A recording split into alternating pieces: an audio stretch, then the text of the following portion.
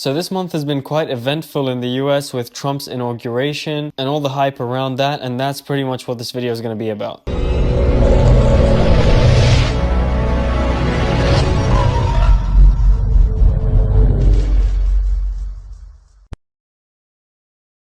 So since Trump won the election, and between that time and getting inaugurated and after his inauguration, there's been a lot of things like the Trump coin like going crazy, crypto going crazy, and we're just gonna go a little more into a little more detail and discuss what we can expect in the near future or even the distant future. So since Trump won the election, the markets have been going crazy. My personal portfolio has done quite well since then. And then from the inauguration day, the S&P 500 rose by like 1.7%, reaching a record high for the year, which I guess the year has just started, so. And then tech stocks like Oracle, Nvidia. So some of the key policy expectations that are driving the market right now include like the tax policy. So he wants to like lower corporate tax rate from 21% to 15%, which is aiming to incentivize domestic manufacturing and boost corporate profits, which is obviously good for business and good for you as a shareholder. And then deregulation in general, which also benefits sectors like finance and fossil fuel like energy industry, oil and gas, stuff like that, and tech and everything in general like can get a boost because of deregulation. And then the tariffs, which people have been worried about, seem to have been delayed, although there might be potentially some tariffs later on to encourage like local industry.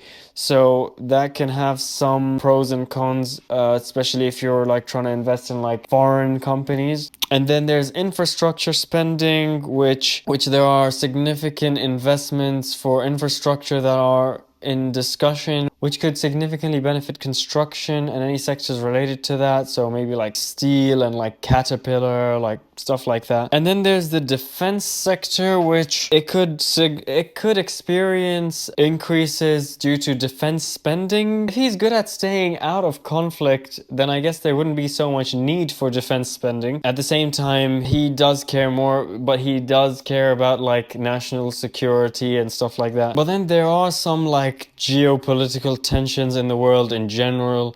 So, I mean, defense is maybe a little more like complicated than the others, but like fossil fuels and financials and infrastructure, technology, like this is pretty much like the basic stuff, and I'm expecting these to continue doing well, hopefully. And then there's calls to cut interest rates. I'm not sure actually if it's him who's calling for it or someone else, but that just has the same old cycle that we experienced before, where everything shoots up and then crashes down because it's not like sustainable.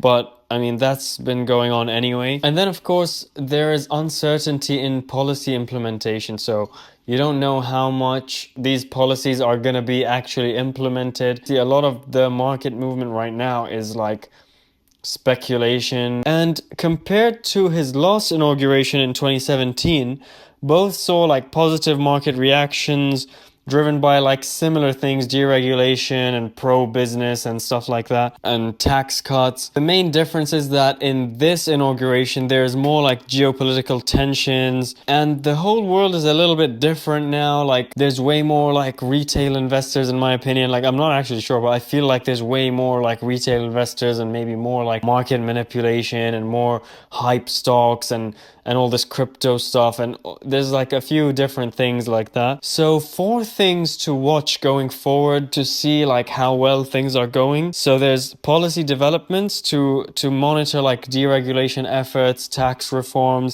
trade negotiations, to just make sure you just like to some extent have an idea of what's going on with the deregulation and tax stuff and whatever. It's not like I don't feel like that much is gonna like change, but just just to have some basic idea of is everything going going in the same direction that we hoped. And then economic indicators, just watching like GDP growth, employment, and inflation to just assess the economy as a whole. See how like the different sectors are reacting to the different news that comes out and stuff like that. And you could see how like different countries, markets, and different countries are reacting to things and policies that are being made in the US. So anyway, that's all for this video. I hope you enjoyed it and learned something. And make sure you like and subscribe and comment your thoughts below and share this with your friends. And I hope to see you in the next video.